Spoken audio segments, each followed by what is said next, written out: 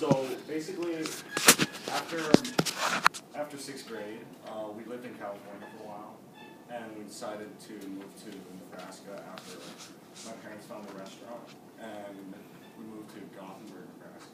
Does anyone know where that is? You live in Gothenburg now? Oh wow, Or around? that's actually surprising. Well, for those of you who know, it's like, don't know, I mean, there's only about 3,800 people there. So it's a really, really small town, and the thought process behind that was, there's not really that much competition for Chinese food around there, so we got kind of a huge market over there. And so after about 5 years of working there, me and Peter came to college, and we just fell in love with Lincoln, and my dad came up every now and then to visit us. So he kind of was wondering, you know, are there any restaurants available maybe, because there's huge potential here. And finally, we found the old Wind Chimes location on 34th and O'Chain. If you know where that is, it's all the way at South Point.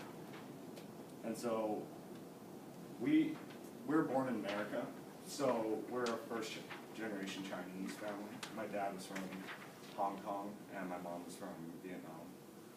My dad's been cooking for like 30 years, and created a bunch of recipes by himself. And people in Gothenburg really like our food, so we decided, you know, why not try to expand our horizons. And Peter actually, no, sorry. Well, we noticed after like 5 years that Chinese food, like the restaurants, are kind of outdated, you know. We looked at like recent trends. Peter is really good at, you know, like looking at what's being successful around Lincoln and stuff like that. And he noticed that Panera, Chipotle, you know, fast casual restaurants are becoming huge, you know. And so we looked at our menu, revamped it, and just made it shorter, quicker, and it's just kind of a new concept. Like you choose your meat, and then you choose your like type of dish that you want. But he actually came up with the idea in an entrepreneur class with Sam Nelson. It's like a 400 level class, business writing class, and he just kind of, well, yeah, looked at the trends that we created it. And, you know, as a family, we started the business by just, you know, holding a bunch of meetings, making sure, you know, we had everything down.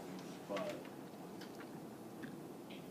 the business is kind of like, Peter explained it to me as like kind of a small child. You know, you have to put a lot of time into it, you have to give it a lot of attention, and it's really rewarding when you're able to see like all the work you've put in, you know, and the success. And to be completely honest, you know, like the first few months we opened, it wasn't that busy. So you have to, I mean, they'll tell you this a bunch of times in all your entrepreneur classes, but you have to be prepared to like, be in the black. The first couple of years, you're not going to make back your profit because it's a startup. So be prepared for that. And, you know, another piece of advice Peter let me give was definitely do your research. Like, get into the field that you want to go into, you know, and have the research done, and try to talk to as many people as you can within that field. So Peter actually talked to like a few restaurant owners here and there, and just held meetings with a bunch of other people, and you know, we just kind of started this up from kind of nothing. I think about it. So yeah, just try to get as much advice from people, as much people as you can, because it'll help you in the long run. You know, a lot of people are afraid to put themselves out there. Like entrepreneur classes, are you still making them go out? They still have to network. Yeah, yeah. So she's probably gonna make you. I mean, she is gonna make you network and go to these events. And honestly, this is the perfect time for you to make mistakes. You know, I mean, what's the worst that can happen? You go up, they just kind of blow you off. You can just talk to someone else. You know, find someone who is worth your time. But most entrepreneurs are going to be willing to help you out. You know, they've been in business. They want to see other people grow as well. And so, the startup community actually helped us out a lot too, because Peter was pitching the plan to like a few business competitions here and there, and we actually got an offer from a banker through one of the March competition, where a bunch of big schools around the Midwest go to compete. So, I mean, yeah, definitely don't be afraid to put yourself out there. You put yourself in uncomfortable positions. Well, did you guys already do your strengths finder and anagrams and stuff? All right, cool. So my strengths are actually harmony, empathy, analytical, consistency, and individualistic. So I just feel like I get along with people well, and it's just been working through. I think I gained that through working at restaurants. You know, you just have to be really empathetic. You have to. It's helped out in like many different areas, school, helping me network with different people. Harmony, empathy, and individual. But yeah, my strengths have definitely helped, and finding out my strengths have definitely helped. And so just try to build on that, guys.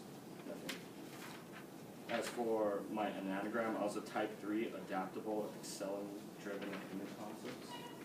So, That's why you're always in a tie.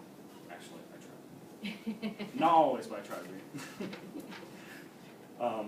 Yeah, I'm just trying to get the best out of our business, you know, just trying to excel as much as I can.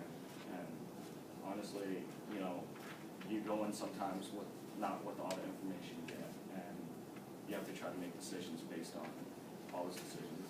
I mean, all the info you have, and you're not always going to have the right info.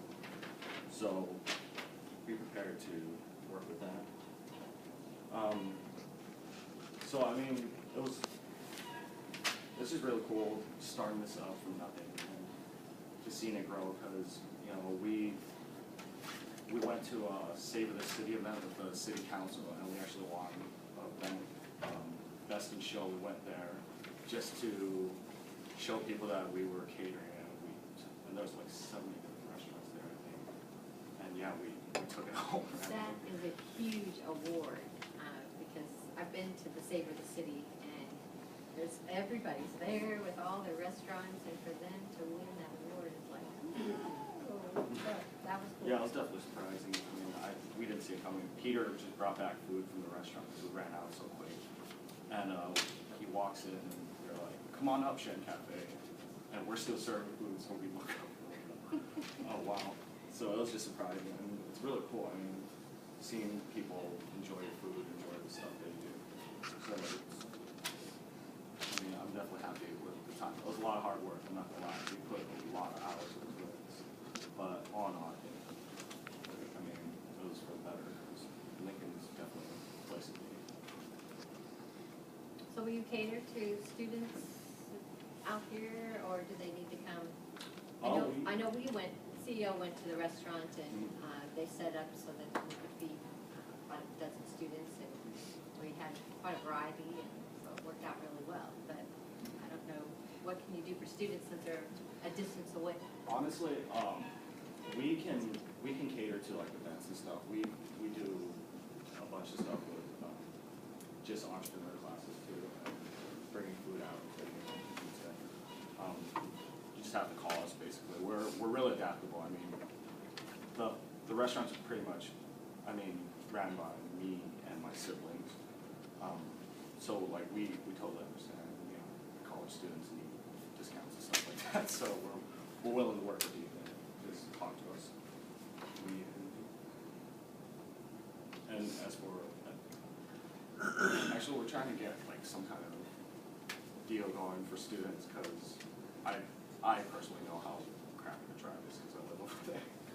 And so it's like a 20-minute drive to South Point if you don't know. And so we're trying to work out a deal, study time maybe 3 to 5, get free crappy goods or drink coming in, show you this one. So just if you like us on Facebook, definitely you'll be caught up with all of our deals and stuff like that. And you also have a chance to win $10 for just like this. So,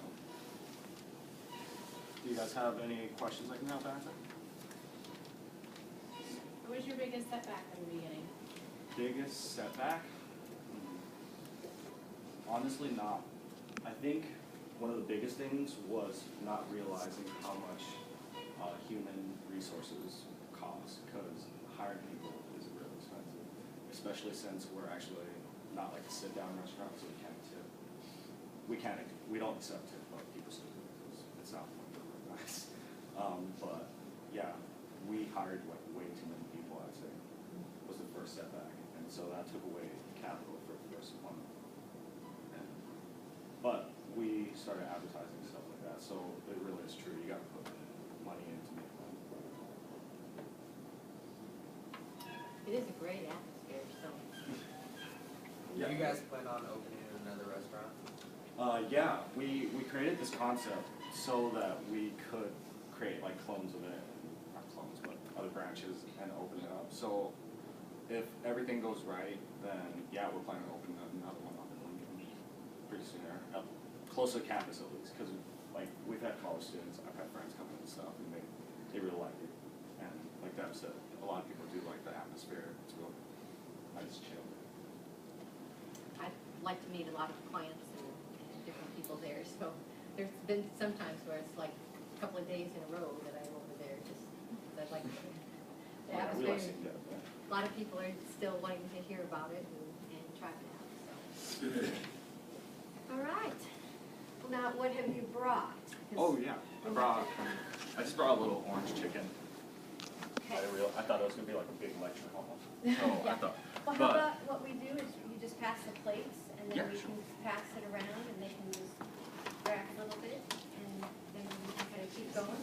But when you give